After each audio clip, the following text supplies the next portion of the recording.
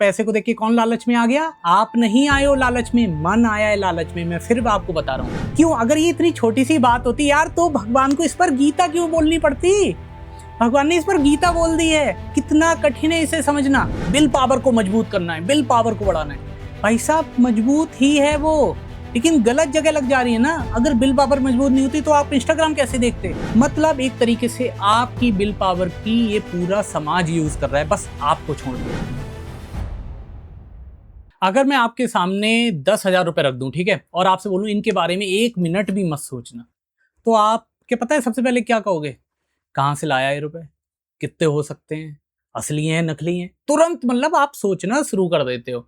लेकिन अगर मैं आपसे बोलूं बस 1 मिनट अपनी सांसों पर ध्यान दो कि कैसे अंदर आई, कैसे नाक के पास से जब ये बाहर जा रही है तो हल्की सी सरसराहट हो रही है, फिर अंदर आई, फिर बाहर गई, फिर अंदर आई, फिर बाहर गई, तो कहोगे यार क्या करा रहा है? मतलब घबरा से जाओगे, मन घबरा जाता है। तो आप नहीं घबराते हो, मैं फिर बता रहा हूं। कौन घबरा गया सांसों पर ध्यान देने से? मन। और पैसे को देख के कौन लालच में आ गया? आप नहीं आए हो लालच में, मन आया है लालच में। मैं फिर आपको बता रहा हूं। तो कल हमने जिस तरीके से जाना था कि माइंड को कंट्रोल किया जा सकता है, मन को नियंत्रण किया जा सकता है, लेकिन ये असंभव के समान तो नहीं है, लेकिन बहुत ज्यादा कठिन है। वैसे ही अब हम समझने वाले हैं भाई साहब कि इस पर ब्रेक तो लगाया जा सकता है, लेकिन ब्रेक लगाना कहाँ है?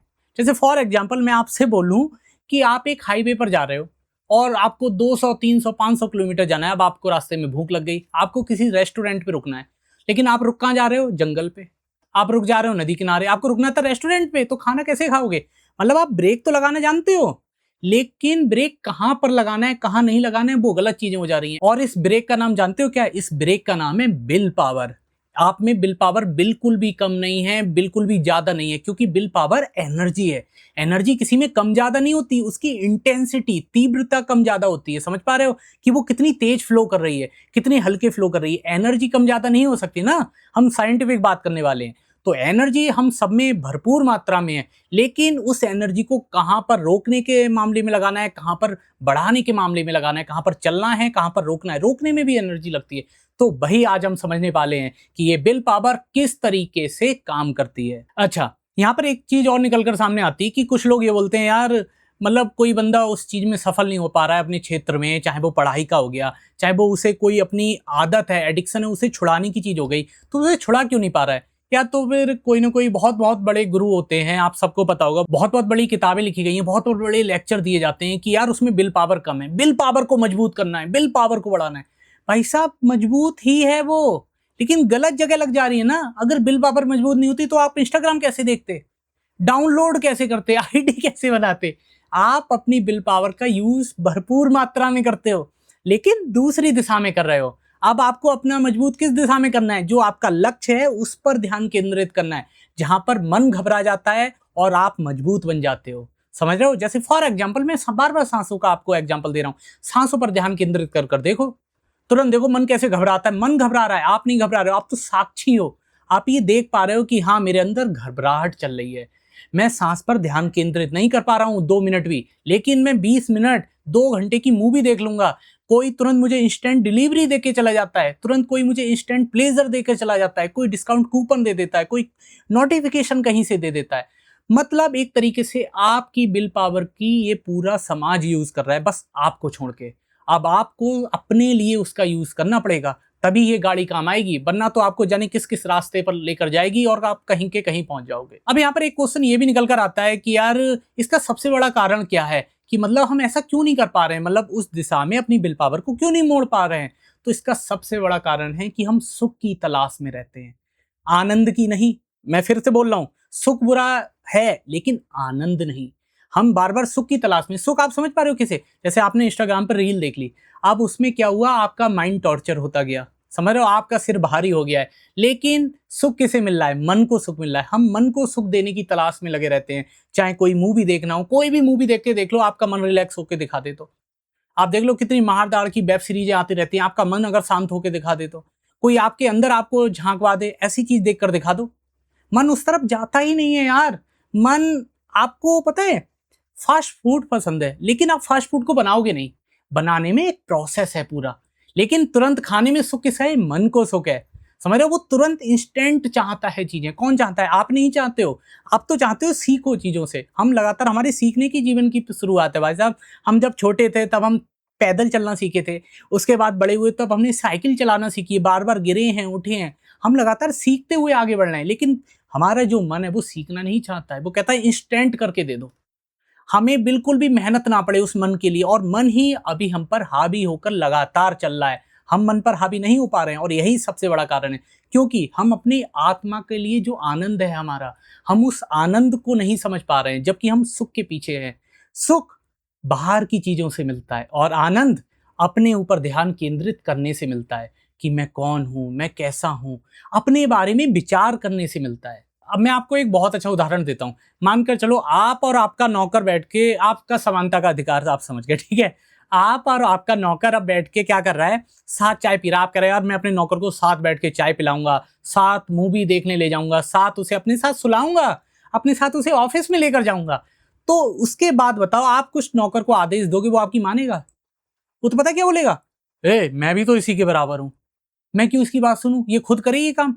तो जब आपने अपने नौकर को इतनी इज्जत दे रखी है, तो वो आपकी क्यों सुनेगा? और यहाँ पर नौकर कौन है? मन आपका। और आप कौन है? उसके मालिक। जब आप नौकर को इतना आगे बढ़ा दोगे, तो भाई साहब वो बीच में गैप कैसे मतलब क्लियर होगा? और जब गैप ही क्लियर नहीं होगा, तो वो आपकी सुनेगा कैसे? वो आप फिर हावी ही रहेगा। छूट आपने दी है, अब छूट देना आपको ही बंद करना पड़ेगा। और इसका एक बहुत अच्छा उदाहरण है, श्री रामकृष्ण परमहंस एक बहुत अच्छी कहानी सुनाते हैं कि एक आदमी के पास कुत्ता था। वो उसे बड़ा लाड प्यार करता रहता था, गले लगा कर रखता था, बहुत साथ सुलाता था, बहुत अच्छा खिलाता था, हर जगह घुमाना ले जाता था। फिर वहां से एक ऋषि महात्मा कोई गुजर रहे होते हैं। वो कहते हैं भाई साहब आखिरकार ये है तो कुत्ता ही, कितना भी लाड प्यार कर लो, किसी दिन वो आपको काट लेगा। तो वैसे ही उस आदमी की समझ में आ जाता है, हाँ भाई यार ये है तो कुत्ता, इसे कुत्ते की तरह ट्रीट करना हमें पड़ेगा। तो वो क्या करते हैं, कुत्ते से दूर रहना शुरू कर देते हैं। लेकिन कुत्ता ये बात मानता ही नहीं। कुत्ता तो रोज आके चिपकने लगता है, वो रोज उसके बेड पर आके सोने लगता है, क्योंकि उसकी आदत है कुत्ते की वैसी ही। समझ पा रहे हो? तो धीरे धीरे कर डांट फटकार लगा के उसे बार बार बाहर भेजा जाता है। तब कहीं जाकर थोड़े समय बाद, बहुत समय लग जाता है, तब कहीं जाकर वो कुत्ता उनसे दूर हो पाता है। समझ रहे हो? तो उसी तरीके से आपने अपने मन को बहुत ज्यादा छूट दे दी है दोस्तों। अगर आप उस छूट पर अब लगाम लगाना शुरू करोगे, तभी आप जाकर ये समझ पाओगे कि मैं कौन हूं और मेरा मन क्या है, मेरे मन को किस में आनंद मिल रहा है और मुझे किस में आनंद मिल रहा है। आप समझ पाए? और देखो, मैं ये नहीं बोल रहा हूँ कि आपको सुख नहीं चाहिए, मतलब आप इंस्टेंट फूड मत खाओ, इंस्टेंट चीजें मत मंगाओ, ऑर्डर मत करो, मूवी देखने मत जाओ, सब करो। लेकिन उसको सबको करते करते आपके दिमाग में ये होना चाहिए, यार अच्छा मेरा मन इसमें खुशी ले रहा है, और जब मैं इसको किसी काम धंधे में लगाता हूं तो ये दुखी हो जाता है। मतलब बार बार आपको गौर करना है, आपको सब करवाना है, सारी चीजें करो तभी तो आप समझ पाओगे। मैं बिल्कुल आपको नहीं बोल रहा हूं कि चीजों को करना छोड़ दो, करके देखोगे तभी अपने अनुभवों से समझ पाओगे कि मन आपके साथ कैसा काम कर रहा है। और यही बात महात्मा बुद्ध ने भी बोली थी दोस्तों। उन्होंने क्लियर बोला था कि कोई चाहे कितने भी युद्ध जीत ले, इस पूरी पृथ्वी का विजेता बन जाए, लेकिन जिसने अपने मन को जीत लिया वही असली मतलब विश्व विजेता कहलाएगा। मतलब युद्ध जीतने वाला नहीं, भार तो हर कोई किसी को कर सकता है यार। समझ पा रहे हो? किसी के शरीर पर कोई भी नियंत्रण कर लेता है। कोई राजनेता होता है, वो पूरी जनता पर नियंत्रण कर लेता है। समझ पा रहे हो? कोई बहुत बड़ा बाबा होता है, वो जनता को कहता है कि भाई तुम अपने अंदर भाई साहब दोष देखो और मुझ में आप सुख देखो। समझ रहे हो? ऐसे ऐसे बाबा भी पड़े हैं। तो इन सब की बात नहीं है, लेकिन जिसे अपने मन पर नियंत्रण करना आ गया, वही तो असली विश्व विजेता कहलाएगा, वही तो जितेंद्रिय कहलाएगा। क्यों? अगर ये इतनी छोटी सी बात होती यार, तो भगवान को इस पर गीता क्यों बोलनी पड़ती? भगवान ने इस पर गीता बोल दी है। कितना कठिन है इसे समझना। आप समझ पा रहे हो? ये कोई छोटी सी बात नहीं है कि ये मत समझना यार ये तो मैं जानता हूं। आप सब कुछ जानते हो। ऐसा थोड़ी अर्जुन नहीं जानता था। ऐसा कृष्ण भगवान ने क्या बता दिया अर्जुन को? कुछ भी नहीं बताया ना, सब कुछ उसे पता था, बस वो उसे लागू नहीं कर पा रहा था। लागू करना आपको सीखना पड़ेगा। आप सोच कर देखो, उस पर भगवान को माइंड को कंट्रोल करने के लिए गीता बोलनी पड़ गई है। कितना कठिन है। तो इसलिए मैं आपसे बोल रहा हूं, इस चीज पर विचार करो, इस चीज को सोचो, समझो और उसके बाद इसे अप्लाई करो। तो आज हमने समझ लिया कि किस तरीके से हम अपनी विल पावर की दिशा को मोड़कर किस तरीके से इस मन पर लगाम लगा सकते हैं। अब आगे ये समझेंगे अगले वीडियो में कि किस तरीके से कौन कौन सी प्रॉब्लम निकलकर सामने आ जाती है जब भी हम माइंड को, मन को कंट्रोल करने जाते हैं, कौन कौन सी प्रॉब्लम निकलकर सामने आ जाती है। तो उसे समझेंगे तीसरे एपिसोड में। तो इसके साथ में अगर वीडियो आपको पसंद आया है तो प्लीज इसे लाइक कीजिए, चैनल को सब्सक्राइब कीजिए। मिलेंगे नेक्स्ट वीडियो में, तब तक के लिए नमस्कार।